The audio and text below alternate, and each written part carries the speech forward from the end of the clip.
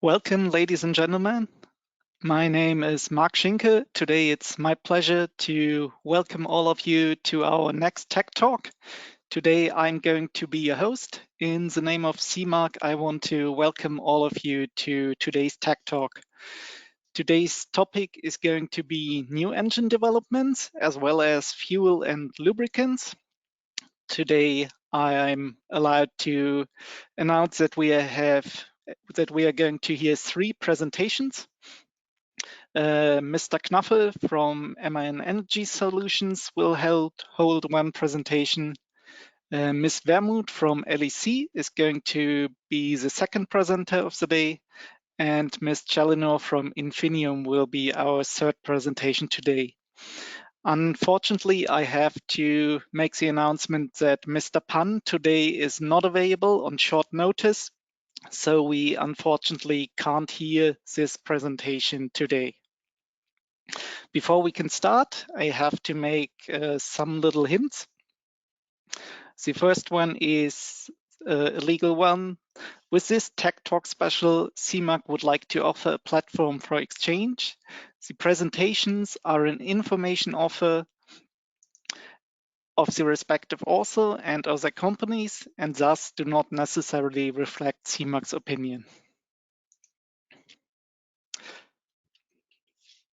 The second one is that you all please have to be aware that this session will be recorded.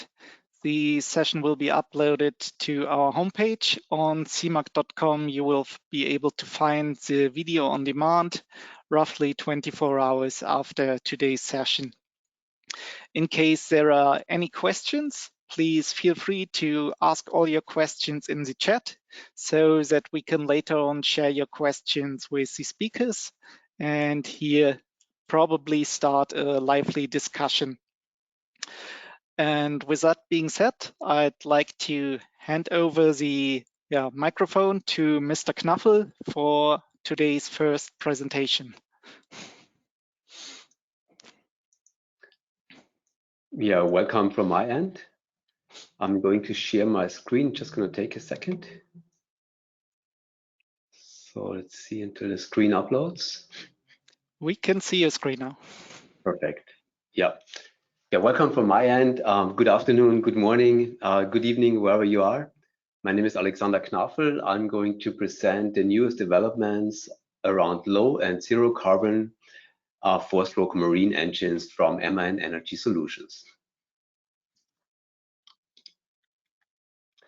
The outline of my talk, the first bullet point is on greenhouse gas reduction. What are the regulatory pathways and what are the developments around the regulatory side of things? Then bullet item number 2, future fuels and their engine applications. The focus will be here today on methanol, hydrogen, and ammonia fuels and their respective applications, and then conclude with a summary and potentially an outlook. Greenhouse gas reductions and how do they tie to fuels? Well, decarbonization has been at MAN's core corporate strategy for quite a while now. It's maybe the main pillar in our strategy, and looking at decarbonization of marine engines, obviously, which is the topic of today, but then also industrial applications such as stationary engines, tool machinery, basically all along the value chain. What we do see here is some of the latest developments around CO2 reduction and greenhouse gas emissions, both from IMO and EU. What's worthwhile noting here is that the IMO and EU have somewhat different approaches for the time being. The IMO mainly focuses on a tank-to-wake greenhouse gas assessment, basically looking only once the fuel is bunkered until you burn the fuel and the emissions associated during that process. A different approach is taken by the EU and especially formulated in the Fuel EU Maritime, which focuses on a well-to-wake emission, so basically the entire value chain and the greenhouse gas emissions.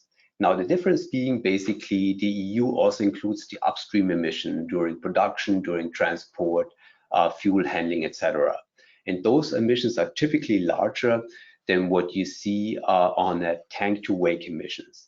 unless you start coming into e-fuels, where it basically reverses, where the upstream emissions might also be negative, and thus the net emissions impact is quite a bit different depending on which assessment method you use.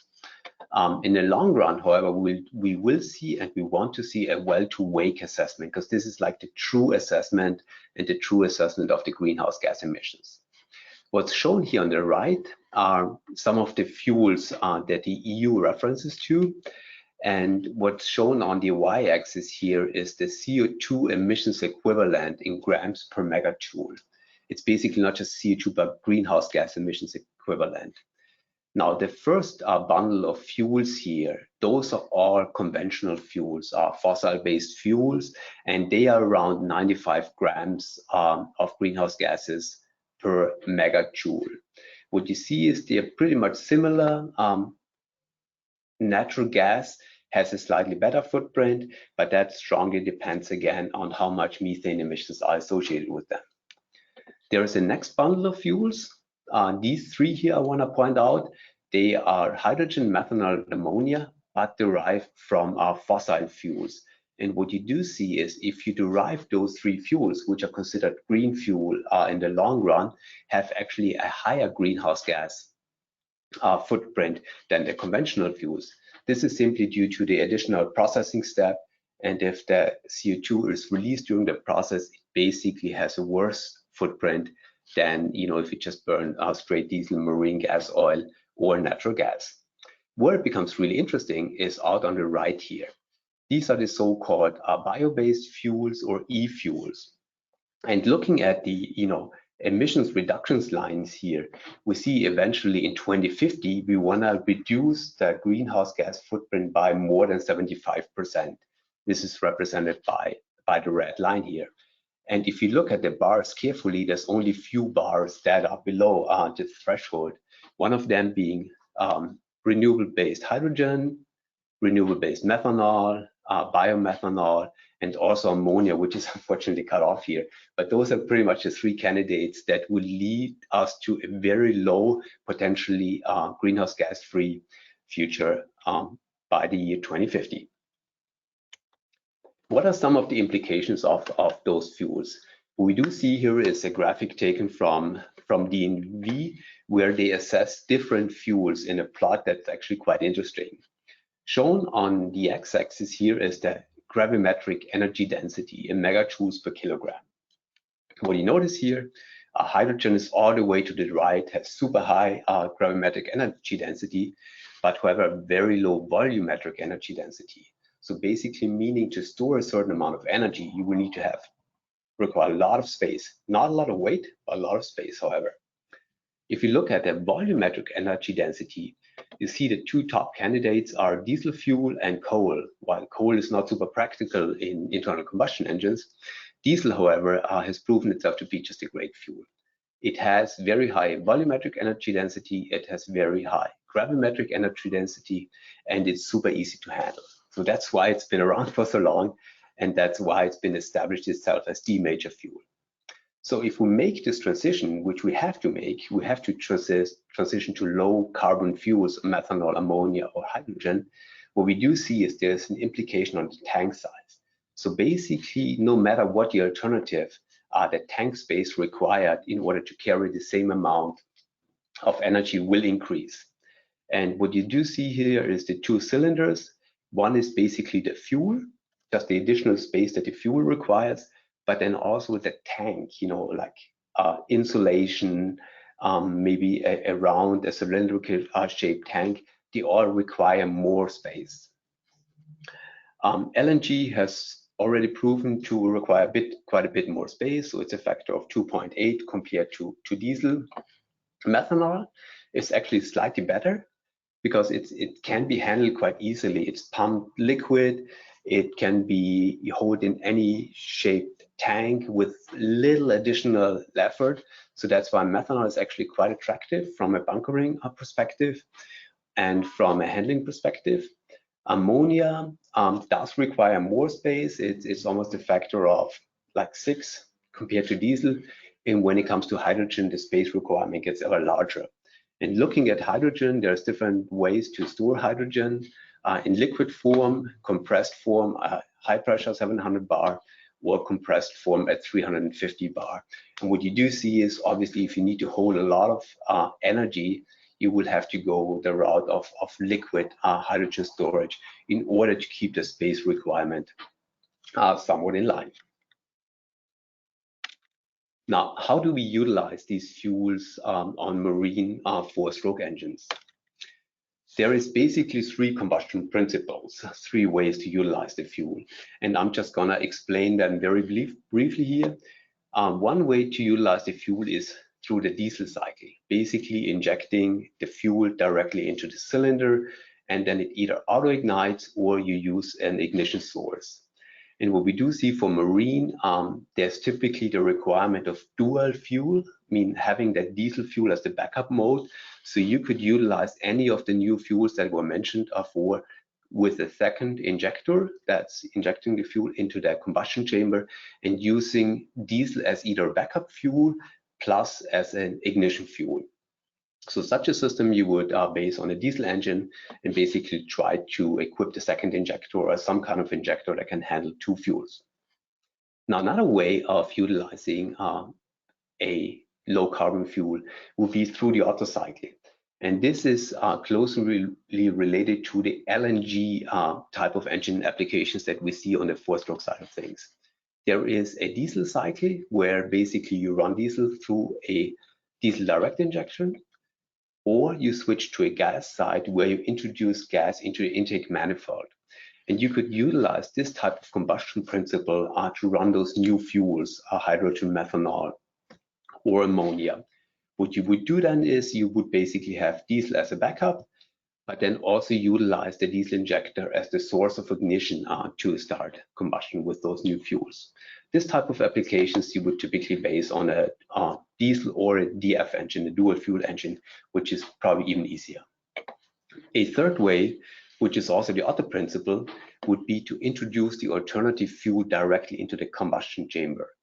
That gives you some advantages in terms of fuel handling, in terms of flexibility, fully homogeneous, stratified, alternative fuel combustion. So basically these three combustion cycles are available for these fuels, and based on the application, one or the other is more favorable, and we'll probably see all of them in the field in the near future. Now, starting out with hydrogen. Hydrogen is one of the fuels that shows very low greenhouse gas potential. It's rated at 4 grams per megajoule, so basically 99% less than a conventional fuel. It has some great combustion attributes, like obviously no soot emissions, no CO2 emission. NOx can be controlled quite easily if you do it right, and particulate matter are pretty much reduced. One of the challenges is obviously the infrastructure, the tank, the holding of the fuel. And on the combustion side of things, there are challenges, for example, the high flammability of the fuel. However, it's genuinely a very good fuel to utilize in internal combustion engines. So what have we done? We've obviously been researching this fuel for quite a while. We did set up an infrastructure to run this fuel in different engine applications, and we've come quite a long way. And we've released our first product last year, and this is basically a spark-ignited stationary engine that can run up to 25% of hydrogen mixed into the natural gas. Now, looking at the marine side of things, hydrogen can quite easily be utilized in a dual fuel engine, where you utilize the gas side of the dual fuel engine to run hydrogen, basically hydrogen port fuel injection with diesel pilot ignition.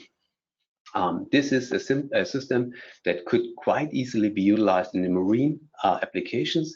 It would give you the benefit of running on hydrogen, very low CO2 greenhouse gas emissions. And when hydrogen is not available or as backup mode, utilize the standard diesel cycle. So this can be developed in fairly short notice. and we are doing all the pre-development, and based on the market demand, we would be ready to introduce such an application on rather short notice. Now, if hydrogen becomes the fuel that's going to widely establish itself, we are looking at concepts, and we are researching concepts that utilize basically 100% hydrogen in a spark-ignited Otto engine as well as a dual fuel engine. Therefore, the concept would likely change to a hydrogen direct injection into the combustion chamber, like this third combustion mode that I've shown. There would be a fuel pressure requirement of around 70 bar for the hydrogen cycle. And we do see that we would be able to achieve 20 bar mean effective pressures with this kind of combustion principle. So pretty much in line with what we see on modern gas and dual fuel engines today.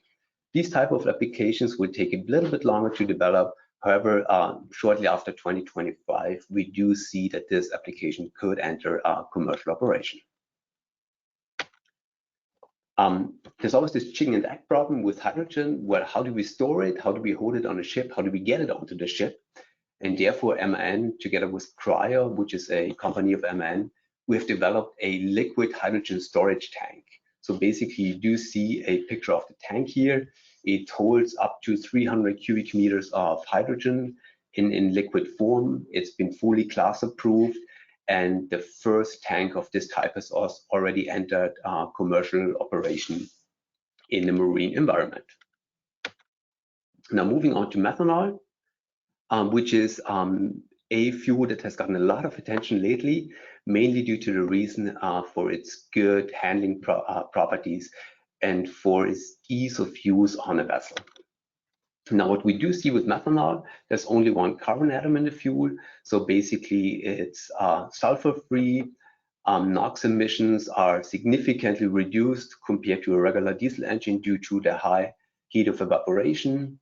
There is no particulate matter emission eventually due to the fact that there's only one carbon, so no carbon-carbon bonds. And if it's produced renewably, it basically is a pathway to reduce greenhouse gas emissions by over 90%. The challenge that tags along with methanol is obviously the tank space increases. So it's similar in size to today's LNG tanks, but 2.4 times larger than diesel engine. And it is also quite a good fuel, quite an easy fuel to handle, and nicely to utilize in internal combustion engines. So what are the two pathways for those engines? You could either utilize methanol port fuel injection. So this is basically the picture on the left here. Methanol is introduced through the port fuel injector. Then it's pre-mixed and eventually ignited with a small diesel pilot fuel amount. So this would be a concept that's quite easily to retrofit on existing diesel engines, basically apply into the field and utilize on the installed base. What's shown on the bottom here is like a schematic map of such a fuel. Methanol would be possible to run over a quite wide operating range. There would always be like a small amount of diesel fuel required for ignition purposes. And when, during cold start, etc., so low idle would have to be covered with diesel very likely, just due to the fact that methanol has a very high heat of evaporation and thus cools the combustion chamber quite a bit. There might be some challenges at very high load. In order to overcome those, very high load points might have to be run in diesel mode. However, the main operating range can be covered with methanol.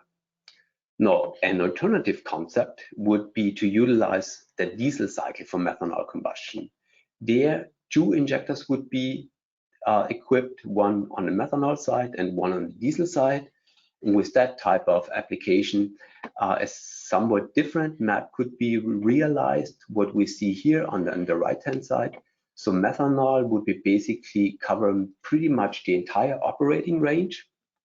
However, there would still be the requirement to utilize pilot fuel, and there would be the requirement to fully warm up the engine, maybe in a conventional diesel mode. Both of these concepts have their advantages, have their disadvantages, but I think we will see both in the field, just for very, very different application requirements in terms of retrofit, in terms of engine operating profile. So both will have their place in the field as we see it. Where are we today? We are basically developing the first engines for methanol port fuel injection, and we have decided to develop the 2131 engine family with port fuel injection methanol, basically as a genset for, to tag along with two-stroke methanol engines. And then we've decided to work on retrofit concepts for 48 and 51 60 engines. So basically a very large installed base from MAN. And there will be a methanol solution for those two engine types very shortly in the field. There's also activities on further new build option. This will be announced very shortly here. Now moving to the last of the new fuel candidates, ammonia, and it's last because it's actually quite challenging and there are some obstacles that need to be overcome. Ammonia is a great fuel in the sense it doesn't carry any carbon. It doesn't carry any sulfur. We won't see particulate matters. It has the potential to all but eliminate CO2. However, there are a couple of drawbacks. We will see likely very high NOx emissions, so exhaust after treatment will be required. And there is also a certain danger of laughter gas being formed during ammonia combustion. So a lot of benefits with ammonia and some challenges. One of the main challenges might be the toxicity of the fuel and the odor that comes along with the fuel. So there's still some work that needs to be done on the ammonia side. What are we doing? We have set up a project, a funded research project. It's called Ammonia Mod, where we investigate both ammonia on a first principle type of research, but then also apply to a medium speed or a high speed engine. What we see here are some first results of utilizing ammonia in a diesel type of cycle, where you have two injectors, inject diesel, inject ammonia, and then utilize combustion. Here are two graphs. One shows if you do it right, target the ammonia spray and the diesel right, you get very high ammonia utilization, so almost 100% of the ammonia is burned and consumed. If you do it wrong, meaning that you don't ignite the ammonia properly or the timing is maybe off, you utilize very poor ammonia utilization and thus very high ammonia slip, which is obviously undesirable. So if you do it right, we can basically utilize all the ammonia that's introduced. However, what we do see is ammonia combustion will require some more diesel fuel. It will require quite a strong ignition source due to its low combustion speed and its hesitancy to ignite and to combust fully. The combustion chamber results, however, have proven it's possible. You have to do it right. And now we're moving into the next step where we are setting up the first engine, and this one will be running here very shortly. What would be an ammonia engine map look like? And what we see here is also a schematic map, ammonia utilization over the power range. What I've just mentioned, we do need quite a bit of diesel to get combustion going. So like maybe 10% range that would be required. So there's always some amount of diesel fuel that's required to burn ammonia. There will also be the warm-up issue. We want to warm up the combustion chamber. We want to warm up the engine. So low load operation will be covered in diesel mode. I'm ready in a second. And the rest of it can be run quite nicely with ammonia. That's that projection that we have today. So with that, summary and conclusions. Thanks for the heads up, Mark. There's a number of alternative fuels, but the fuel selection is really not obvious. There's a lot of contingencies, and it really depends on the application, the availability of fuel, etc. These three fuels are very promising. They can be used in internal combustion engines, some more easily than others, and they do have zero carbon or basically carbon neutral potential. What we do see is that fuel flexibility will be required, especially in the marine side of things, with not all the fuels being available in all the ports. So there will be dual fuel requirements, and being able to retrofit applications will also be quite decisive for the investments that we make today. Now, when it comes to an engine basis, dual fuel engines provide a great basis for future fuel applications. But what we also notice is that, you know, today's investment, they must be commercially viable. So we need to have a pathway to introduce those fuels slowly and gradually in order to make it commercially viable today. Now, our portfolio is being upgraded to be able to handle all those fuels. And I'm certain that we have to offer great solutions for all the different applications and all the different fuels today and in the near future. With that, Mark, I'm at the end of my talk. Thank you very much for listening, and I'd be happy to receive any questions. Thank you very much, Mr. Knaffel, for this interesting presentation. I think it was a thorough outlook into the future where we are going to have lots of specialized niche solutions. And I also would like to welcome the audience to ask any questions that may have arisen during the presentation. The first question is, do you have any experience using HVO in your medium speed engine type 48/60 A or B? Yes. Yeah, we've looked at HVO, which is basically a great fuel that can be utilized with minor to no modification. It's just a great fuel. It's basically a diesel champagne. So if you need any information for your particular application, please reach out to me and I'll point you in the right direction. So one of the great fuels that can be utilized right away. Thank you very much. The next question is, methanol and ammonia are toxic fuels, while ethanol is much less dangerous. Why don't we think about using ethanol? There is thought of using ethanol. However, it has two carbon atoms in the fuel, and there's a carbon-to-carbon bond as well in the fuel. So methanol is basically the first carbon-based fuel that's derived from hydrogen. I think that's why the most research is around methanol, because it's the simpler fuel and it's easier to generate renewably from hydrogen. So that's why most people center around methanol. And actually, we can handle methanol quite well. In terms of environmental danger, methanol is not as dangerous as a fuel as many might think. There have been a lot of studies giving methanol a really, really good environmental, perspective, I want to say. We've got another question for you. Which exhaust gas after treatment systems do you see for the different fuels, for example, when using 100% H2? Mm-hmm. It's strongly related to the combustion cycle that you choose. If you choose a diesel cycle, for example, basically having high pressure direct injection of any of the fuels, this will lead to NOx emissions. So any fuel that's not pre-mixed will tend to have high NOx emissions, as the combustion is always around equivalence ratio of 1. So therefore an SCR will be required.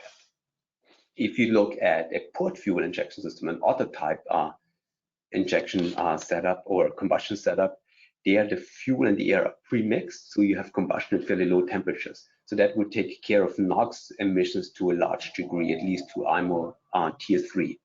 This will require, however, potentially oxidation catalyst, because there will be some slip of fuel, be it hydrogen, be it methane, or be it methanol. So therefore an oxidation catalyst may be required. So those are the two ones.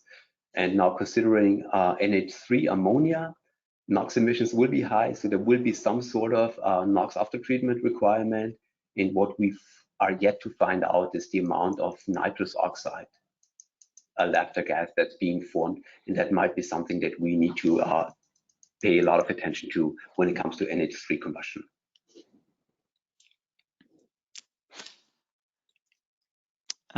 We've got one other question. Do you have any experience of different lubricants required when using alternative fuels? Yeah, this is an area of research for us as well. The fuels require different lubricants, and we don't just focus on the combustion, it's always the combustion plus the mechanical setup. And when it comes to the mechanical setup, the proper oil type is utilized. So therefore, we collaborate with oil majors to select the proper lube oils that best works with the particular fuel. So we always look at both at the same time. Actually, also exhaust after treatment, as we've just discussed. So these three come together, and we look at them as one solution, basically. Then one last question. Can you already comment on N2O emissions for ammonia combustion? Yeah, not yet. The single cylinder tests, they will basically start, this week, next week, within the next months. And shortly thereafter, we will have the first idea of where N2O emissions are. This is of real concern. That's something we really wonder about. And that's something that we pay a lot of attention to in respect to ammonia. So the next time around, the next CIMAC event in Busan, we will have a bit more to say about N2O emissions and how we potentially will treat that as well. Then one last question. Will there be any limitations when using retrofitted engines, or will they work as engines originally designed for new fuels? Yeah, that's a very good question. We will see with retrofitting engines, we will likely see dual fuel applications. And that means there's a diesel cycle and there's this alternative fuel that's also being utilized in the engine. The target is, and that's how we design our systems, that the diesel cycle is unchanged. So you would basically see the same performance on the diesel side, potentially even an upgrade, and then having the second fuel that can either be utilized across the entire operating range or maybe in a certain section, depending on what application we target and which technology we bring to the market. So the diesel side definitely will remain the same, even improved, and the alternative fuel side depends on the cycle, the technology path that is chosen for the retrofit project. Thank you very much for your time, Mr. Knafel. Thank you for your questions. I think we used our time, we consumed our time reserved for your presentation slot. I now like to hand over the microphone to Ms. Wermuth for the next presentation. Ms. Wermuth, the stage is yours. One moment, I will give you the right to share your screen. Okay, thank you. Can you see the presentation in presentation mode? We can see it in full screen, yes. Okay, perfect. Thank you. Yeah, good morning, good afternoon, good evening from Graz as well. My name is Nicole Wermuth. I'm working here at the Large Engine Competence Center in Graz, and I have the pleasure to talk about our HIMES ship project today. So we dared actually to also call our project Sustainable Hydrogen Methanol Ship Propulsion. So sustainable ship propulsion, this is normally not something that's associated with internal combustion engines in the public eye, at least. And not too long ago, it wasn't the carbon footprint that was in the focus of the ship emissions, but normally it was the pollutant emissions that were discussed, so sulfur oxide and particulate matter in particular. So things have changed quite a bit, and Alex already just went through a lot of the considerations also from an emission legislation standpoint, so I will skip over that.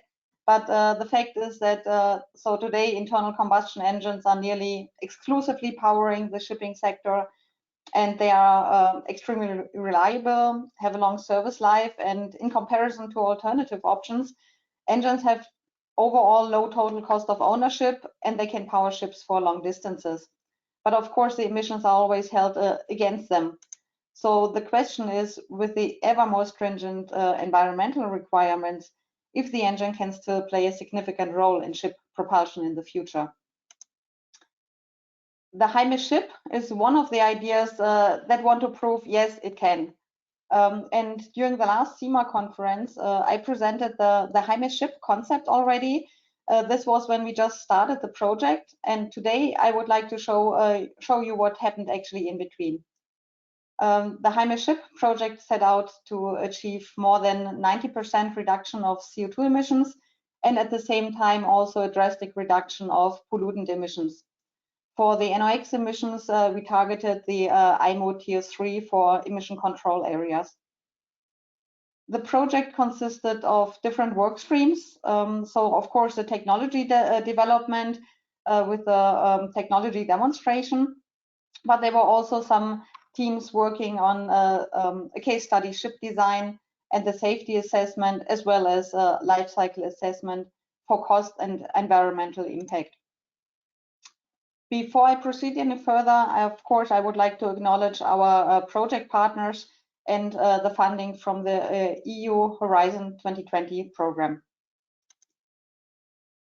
So let me briefly also go into the concept again. People who might were in Vancouver might have seen this already. So the key to achieving these targeted CO2 emission reductions is a closed CO2 cycle. The HIMAC ship concept uses methanol bunkering, onboard methanol reforming, pre-combustion carbon capture, and hydrogen combustion in an internal combustion engine. Ideally, the captured CO2 is then used onshore for the production of green methanol again, thus closing the CO2 cycle. And the advantage of this concept, and I again refer to what Alex already just mentioned, are of course the bunkering of a liquid fuel that does not require high pressure or cryogenic storage, and of course also the use of established recip engine technology. The design and experimental validation in this project is focused on the offshore part in the schematic. You can see that here indicated by the green dash boundary.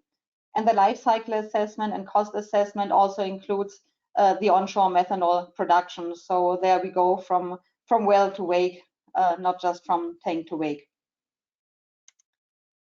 The onboard setup consists of two interconnected subsystems.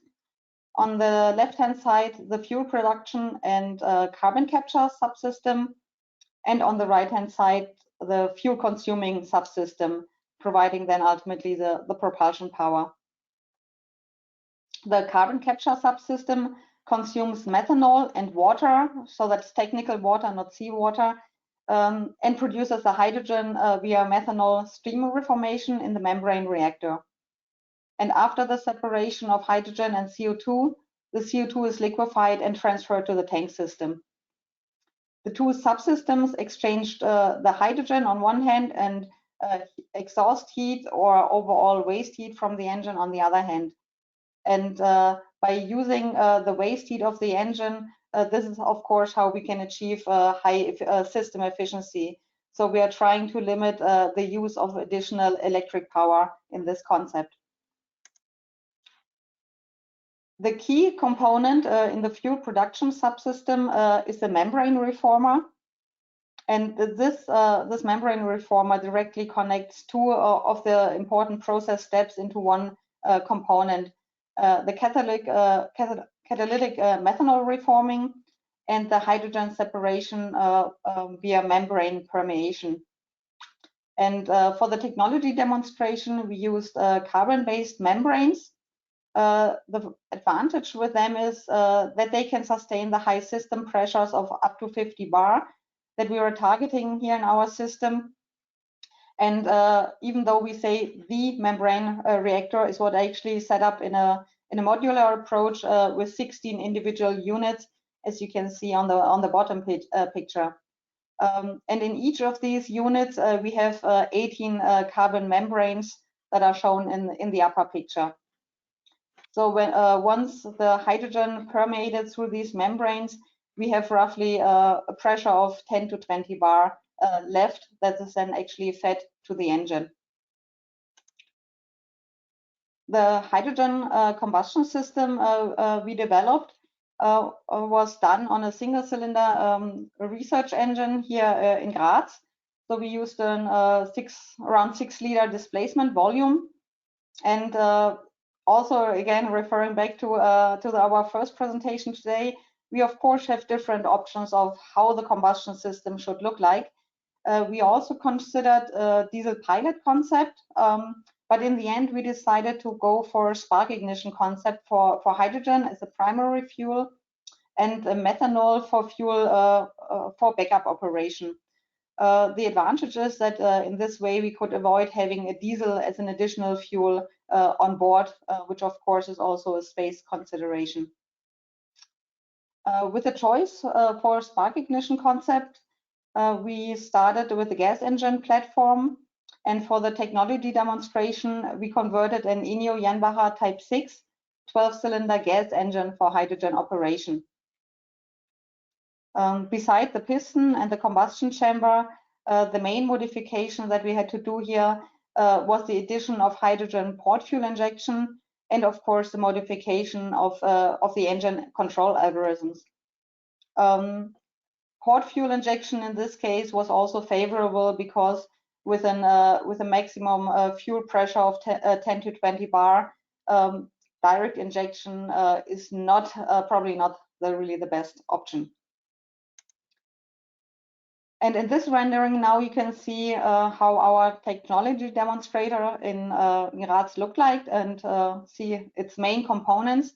So of course we have the engine in the big room, the reformer in the small room.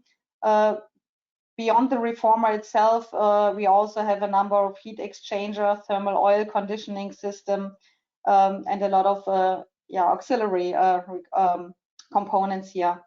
But what you can also see, and just like in the schematic that I've shown before, the two subsystems can be built separately, and they are connected by the exhaust gas heat exchangers that you can see on the wall between the two rooms in the setup. And here again is just a zoomed in into the reformer. I've said it before. We have these modular setup. Of course, we have quite a number of connections here that we have to deal with.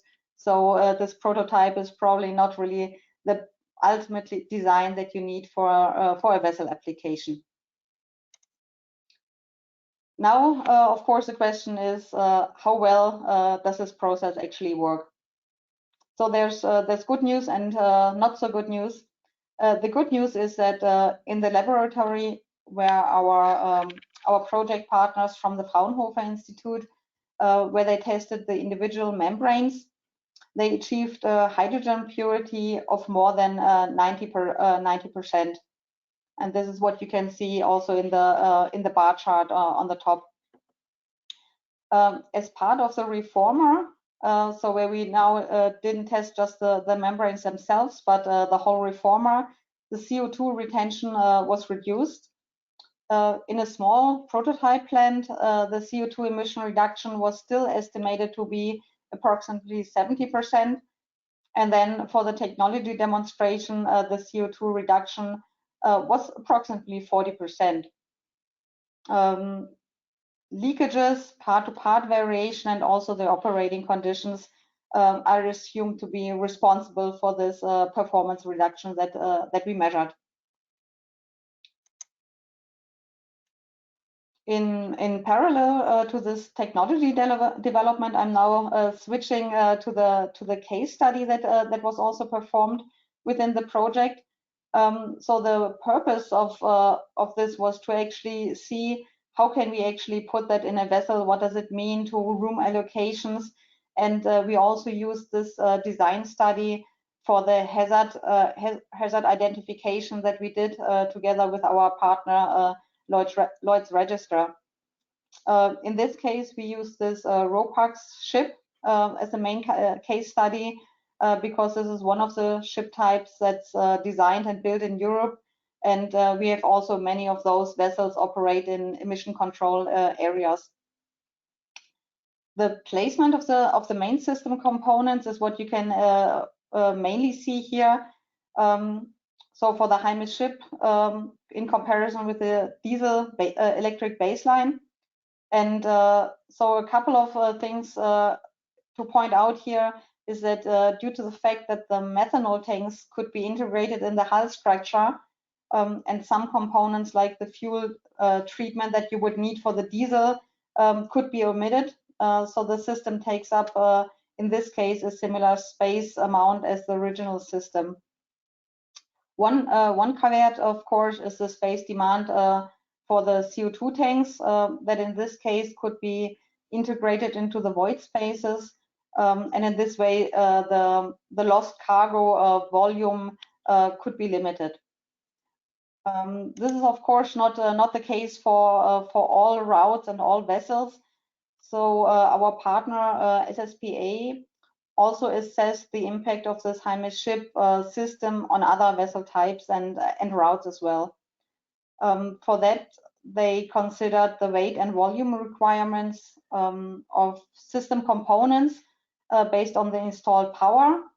And they considered the weight and volume of all the consumables, so methanol and water mainly, based on the voyage length.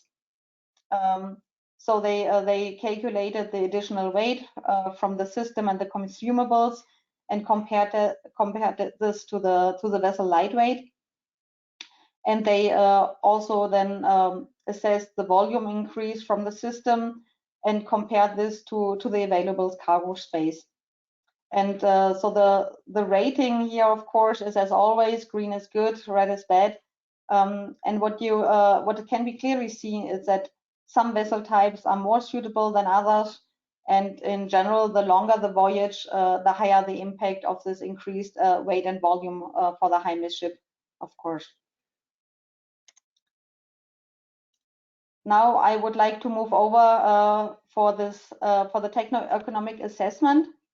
And here we also do a little bit of a partially fossil-based, partially e-methanol or e-fuel-based assessment. We considered the cost in this case for one round trip between Gothenburg and Kiel, and compared that to these. On the left-hand side, you have the 4 options with the fossil fuel options with MGO as a reference, and LNG with and without carbon capture. One note that I have to make here is the cost for LNG that was assessed by the end of last year. Of course, that has changed quite a bit in the last couple of months, so that's not reflected here yet. The options on the right-hand side are the e-fuel options, including methanol, hydrogen, ammonia in internal combustion engines, as well as 2 of the fuel cell options, and also a battery. And one thing that is clear that all non-fossil options are more costly than the fossil options. And amongst the e-fuel options, the HIMAC ship case mainly benefits from the lower cost of additional CO2 required for the fuel production, because with a HIMAC ship, you're bringing your own CO2 back to the fueling station, or to the fuel production station rather. In order to assess the impact of a carbon tax, a value of 150 euros per ton of CO2 was just assumed for this sensitivity study. And what you can see is that even with this carbon tax on top, the fossil options are still significantly less costly than the e-fuel options. So just by cost alone, the e-fuel options are probably not going to be everybody's favorite. Of course, a different picture is or presents itself once we look at the environmental impact. So here I'm showing the life cycle climate impact over a 100-year time perspective. This assessment was done by our partner at the Chalmers University. And here, of course, we see the benefit of the e-fuel options. The fossil options, even with onboard carbon capture, show a higher climate impact. And the HIMAC ship system can reduce the climate impact by about 80% in a life cycle perspective. Of course, this is assuming that we get the good membrane performance from our pre-trials and not from the technology demonstration itself. But with that, it would be also on par with hydrogen and ammonia propulsion systems. So with that, I come to my last slide, and this is just a brief recap of where we stand at the moment. So we know that this methanol reforming in the membrane reactor works quite well. The selectivity of the membranes, at least in the lab environment, is acceptable, and the engine can be operated with 100% hydrogen. The system can also be installed in the vessel. And what we are doing now is, after the project was completed late last year, that we are looking into further options of how to proceed with this concept, and hopefully also put it in a vessel at some point. So with that, I'm at the end, and thanks everybody for the attention, and looking forward to some questions.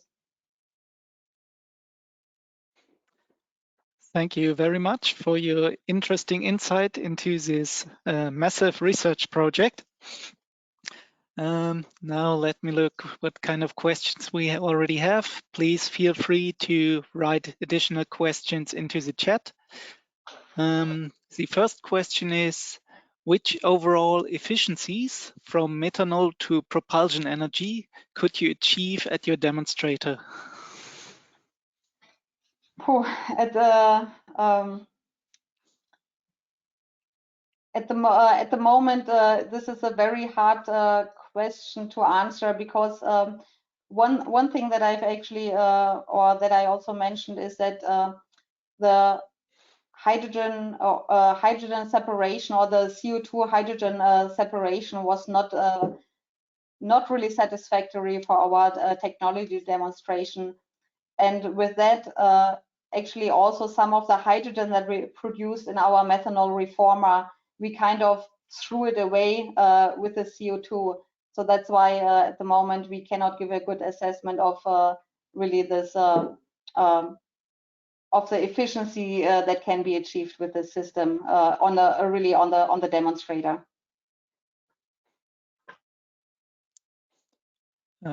If the project continues, what do you think will be the most interesting new upcoming research you'd like to focus on in the future?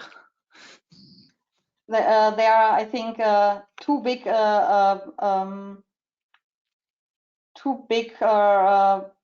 projects, or two big aspects that we would like to focus on.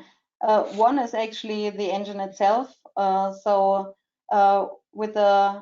With the engine that we used here, that was the first time that this engine was actually operated on 100% hydrogen. So we learned quite a bit during that trial, and of course, in the next step, we would like to improve that. We would like to improve efficiency, of course, but also mainly the power density, because this is one of the big issues that we that in order to get really also the cost down, we need to achieve similar power density than what we also have with a diesel or a gas engine, for example. The other topic that we would like to address is CO2 and hydrogen separation. So we've seen that the membranes work in principle, and now we need to work on making that better. So that could be a different reformer design, it could be a different membrane technology, or of course we could also go for a different concept of how to do the separation.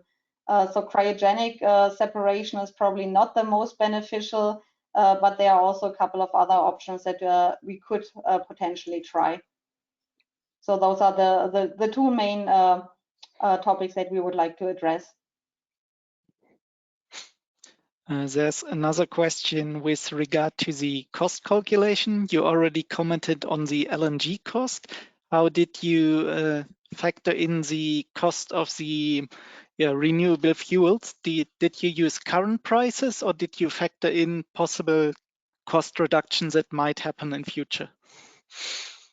So we already factored in some outlook, but I have to admit that I can't give you the exact details at the moment.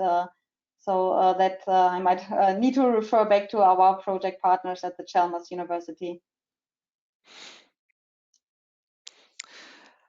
Okay, I think we've now covered the questions I saw in the chat. If there are additional questions, please feel free to ask them quickly. Otherwise, we'll proceed with our next presentation. I currently don't see additional questions, so thank you very much for your presentation, Ms. Wermuth. Yeah, thank you. And then we'll hand over the microphone to Amy Challoner for our next presentation. So Amy, the stage is yours. I'll give you the rights to share your screen. Thanks, Mark. Here we go.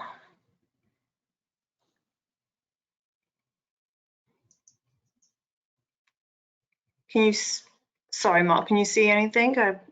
We can see your PowerPoint, not yet in full screen, but we can see your slides.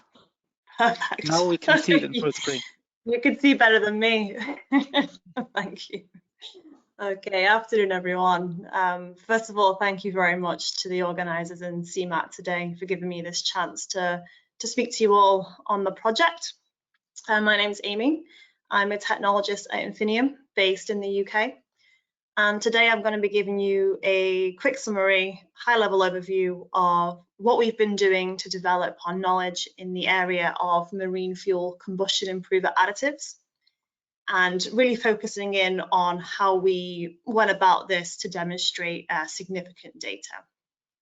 So I'll start with a little bit of background or context, and then move into how we were testing these additives. Okay. So we can see here on this slide the IMO regulation timetable. It's a, sorry, start again, technical.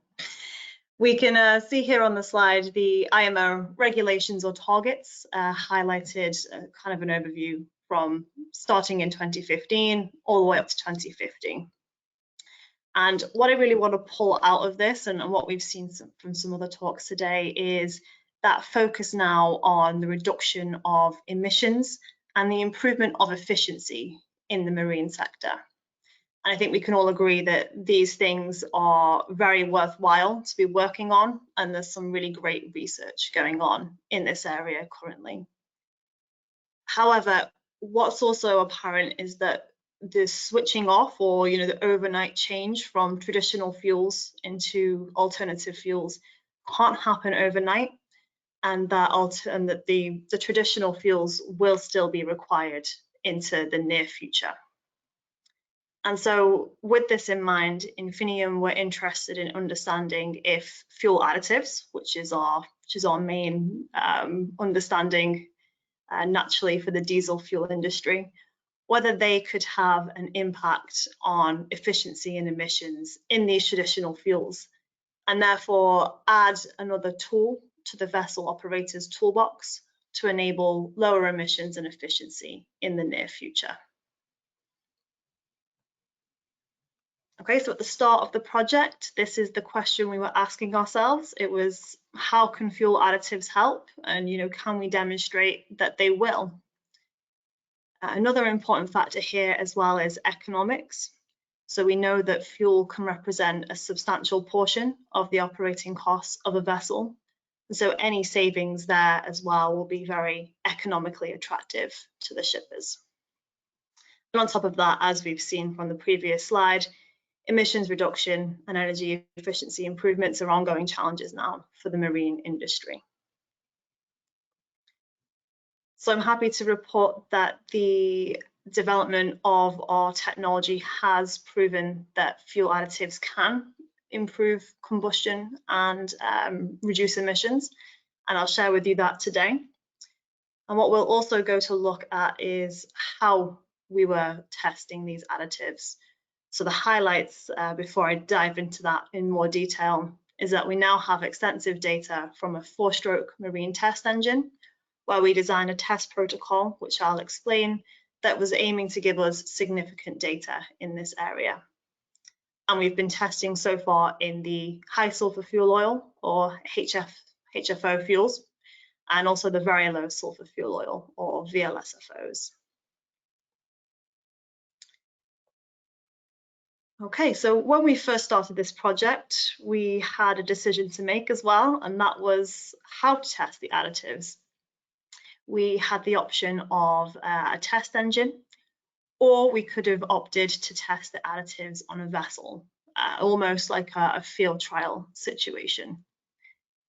We opted for the test engine as our method of how to really first explore what this additive chemistry can do.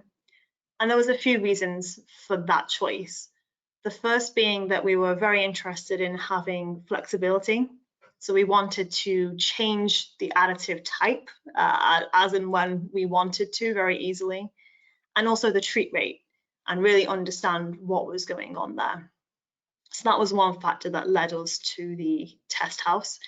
Another was the fact that we were really trying to pick out sometimes very small impacts of the additive in the fuel, and we needed to control as many variables as possible during testing. And obviously with a vessel, you can imagine things like wind and tide, and there's numerous other variables that can really influence some of these things we were really trying to dig into. And so in order to really try and control as much as we could, we opted to use the test engine. And we found an independent third-party test house that had access to a 4-stroke 6-cylinder Caterpillar Mac engine that you can see on the slide here. And to add to the usefulness of this as well, the engine actually was fully indicated. So we had really great data available for many of the parameters of the engine throughout our testing, which really helped with our data analysis. The fuel we were able to source, as I mentioned, was a HFO and a VLSFO, and these were commercially sourced by the test house. And you can see some of the fuel characteristics in the table here. And then in addition, an overview of the additives that we started assessing. So obviously we began by screening Infinium candidates as potential combustion improver additives. And we were actually also able to get hold of some commercially available combustion improver additives as well. So we're able to do some back-to-back testing with those, and I'll share some data on that later on in this presentation. Okay, so I'm going to go into more detail now on the test methodology itself.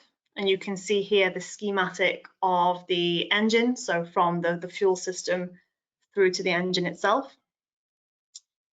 How we did this, and I worked very closely with data science colleagues in this project, was to define this ABA test method in order to really understand additive impact. So what I mean by ABA is we started off in the day with the base fuel, so no additive was present, made sure that the operating point was stable, and then we'd measure that data for about an hour to collect everything we wanted.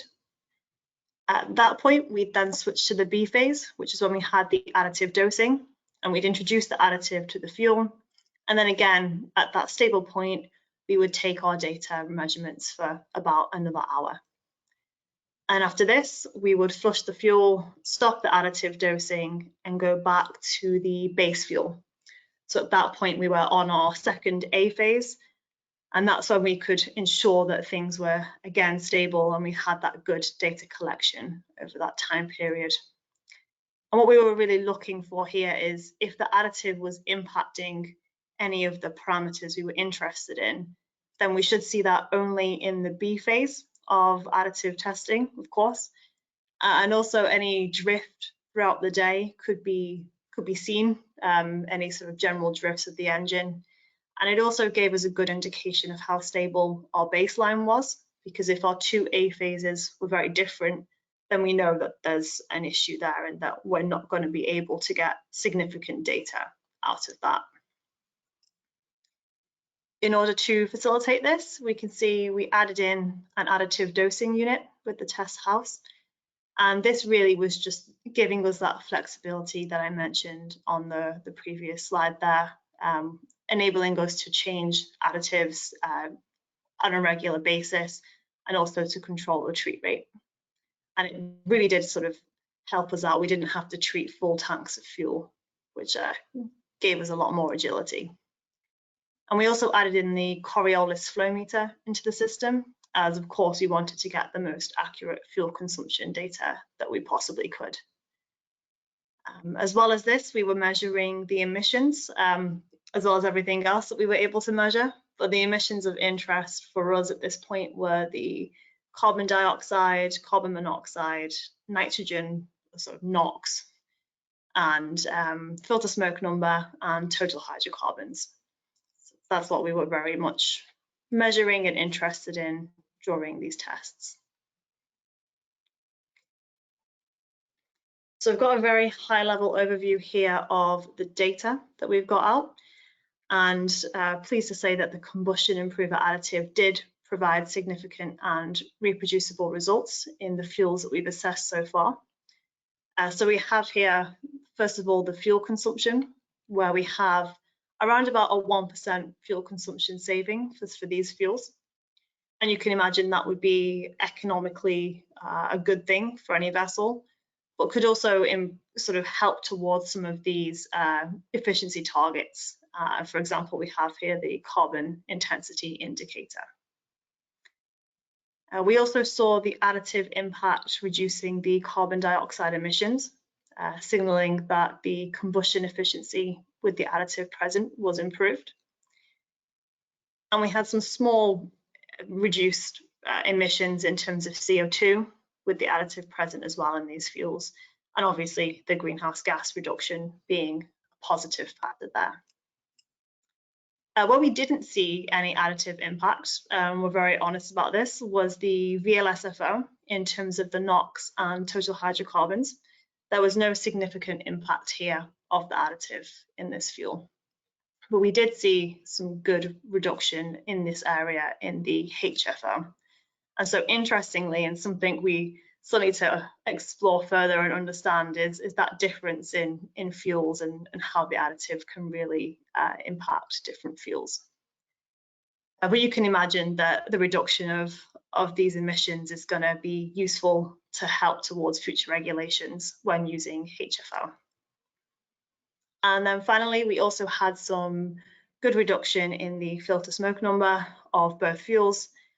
And again, this could be very relevant to vessels that are operating in sensitive regions. So for example, where you don't want to see a lot of black smoke coming out of your stack, then this may be a good option for those vessels. And so overall, we've been able to sort of answer our question here in terms of how fuel additives can help with some of these efficiency and emission reductions, and hopefully now have this new tool for vessel operators to use when they're using these traditional fuels.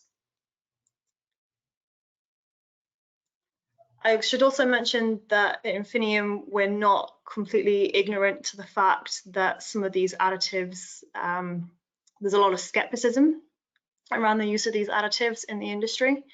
And that's why we really wanted to demonstrate using our data and how we approach this project more significant results than a field trial would give, for example. And one of the things we were also able to do, as I mentioned, was to compare back-to-back to a ferrocene-based additive that is currently commercially available. So in the HFO, we have the data here on the left. So we can see the Infinium data that we've just reviewed in blue, and then the ferrocene combustion improver is compared to this with the orange bars here. And for the ferrocene in our test conditions under our engine, we did not see any significant improvements or impact of that combustion improver in the HFO. We did the same with the very low sulfur fuel oil, and you can see here that again the fuel consumption with the ferrocene based additive was insignificant. There was no real impact there, but we did see some impact here on smoke and carbon monoxide. So again, something to look into in the future for us, and to really try and dig in and understand more on different types of combustion improver additives and what they can do and how they can be tested. Okay, so very brief summary, and then the exciting bit, which is an overview of what we're doing next. So as we've seen, we've conducted stationary engine tests to really dig into what fuel additives can do to help towards efficiency and emissions. And we're now have a significant amount of data that we can now use and move forward with to understand more in this area.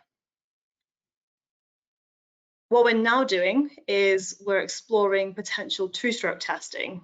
Obviously, all of our data so far has been on the four-stroke. And so very interested to see how this translates, if it does, into the two-stroke environment with our combustion improver additive, which we've now commercialized as Infinium B402.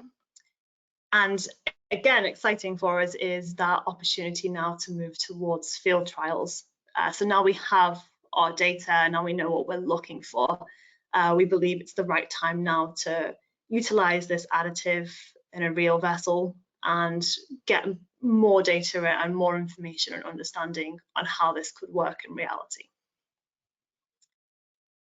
Okay, so that just leaves me to say thank you very much for your attention today. Hopefully in the future we'll get to speak face-to-face on this, and I'll get to share much more data and some developments that we have planned. But no, thank you very much, and I'll leave it there.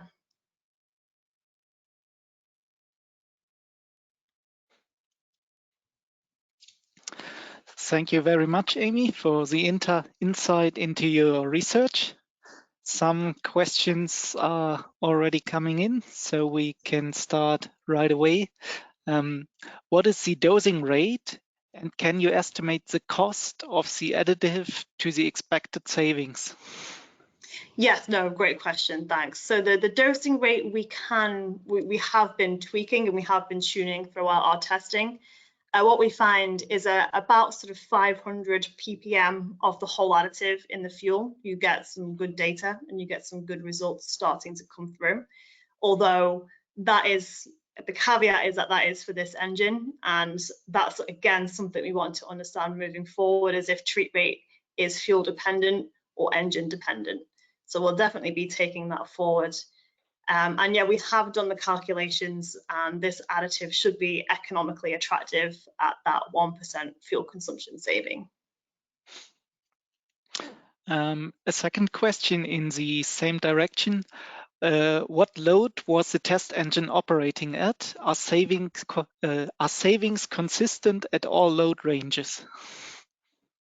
Yeah, good point. Yeah, and so the data that we've showed today, obviously, I just wanted to keep it quite high level. This was a sort of a load that we talked to the test house and the engineers that the vessel would be operating with this engine. So it's kind of a medium speed, medium load kind of point.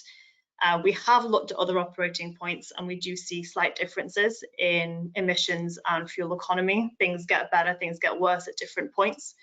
And so again, something that we're interested in finding out in the future. And also I think that two-stroke testing will really enable us to hone down into operating points as well. Another question. How are these additives mixed to the fuel, especially with high viscosity fuels, and what is the cost associated? So I have to admit, I didn't do this bit. This was the engineers that worked out the turbulent versus laminar flow and made sure that the injection of the additives was providing good mixing. What we were able to do though was take fuel samples at different points in the system as well through the valves, and also analyze that fuel to make sure that the additive was present as it should be through the testing. So we have high confidence in the fact that the additive was properly mixed in the fuel. And sorry, the next bit that was regarding the cost, right? I think it was the same sort of answer that I've already given in terms of the additive should be economically feasible, or will be. Okay, then there is one question. Do you expect similar benefit with two-stroke engines as well, or can't you make a prediction on that? So it's definitely our aim, it's definitely our hope that the two-stroke engine gives us really interesting data and something we can take forward. We hypothesize, given what we know and what we've seen from heat release and still under pressure, that the two-stroke engine should be quite receptive to this additive, or the additive should be receptive to the two-stroke engine, I should say. But yeah, it's really something that we'd like to get concrete data in before taking that further. Okay, then we have another question looking even further into the future. Can you predict what impact additives in general could have when using synthetic or alternative fuels like H2 or ammonia? It's a big question. What we've been thinking so far is more about how additives can help with that pilot fuel injection, or how they can help with the combustion of some of these fuels if they've got poor combustion qualities, such as low estimated cetane numbers, etc. So there's definitely potentially places for fuel additives there in terms of helping combustion, but also with lubricity, we see there's definitely options to use such sort of different fuel additives there to ensure that the systems are protected against some of these new and future fuels, which may not have the same lubrication or the same combustion as traditional fuels. Thank you very much, Amy, for your time and your interesting presentation. I think for now we've covered all the questions. So for today, I'd like to say some final words for the presentation.